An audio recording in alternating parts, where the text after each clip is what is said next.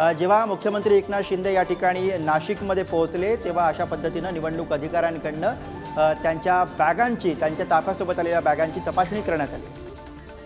आणि याचविषयी प्रतिक्रियेसाठी ठाकरेंच्या शिवसेनेच्या उपनेत्या सुषमा अंधारे आपल्यासोबत आहेत। सुषमाजी, आता थोड्या वेळापूर्वी शंभूराज देसाई बोलत होते, त्यांनी प्रतिक्रिया देताना असं म्हटलं की ही दृश्य म्हणजे दूध का दूध पाणी का पाणी आहे।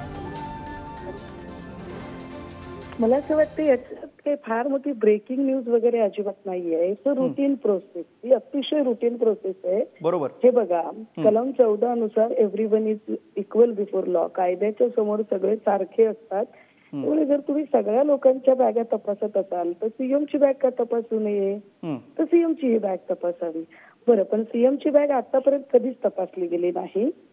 बॅग तपासली नाही याच्या बातम्या झाल्या नाही, पण बॅग तपासली याची किती जाहिरातबाजी केली जाते हे ठरवून केलं जातं का सीएम पक्षाकडून, सत्ताधारी पक्षाकडून, की see how we are obeying the order, आम्ही कशा कायदा पाळणारे लोक आहोत।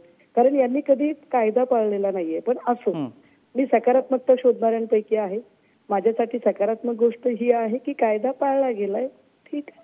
नाही, त्यांचं म्हणणं असं आहे, आम्ही त्यांना तोच प्रश्न विचारला की संजय राऊतांनी काही दिवसांपूर्वी एक व्हिडिओ ट्विट केला होता ज्यात त्यांनी बागांवरती प्रश्न उपस्थित केला होता आणि त्यानंतर ही दृश्य आता समोर येत आहेत, तर त्यावरती त्यांचं म्हणणं आहे की आता हे रुटीनचा भाग आहे। अगदीच हा रुटीनचा भाग आहे। उलट ते रुटीन आधी पाळलं गेलं नाही। सन्माननीय संजय राऊत साहेबांनी सतर्कता दाखवून ती गोष्ट नजरेस आणून दिल्यानंतर आता ते त्यांना ती रुटीन किंवा त्या कायद्याची आठवण झाली। ही चांगली गोष्ट आहे, उपरती झाली त्याची, पण ही फारच रुटीन गोष्ट आहे, फारच रुटीन।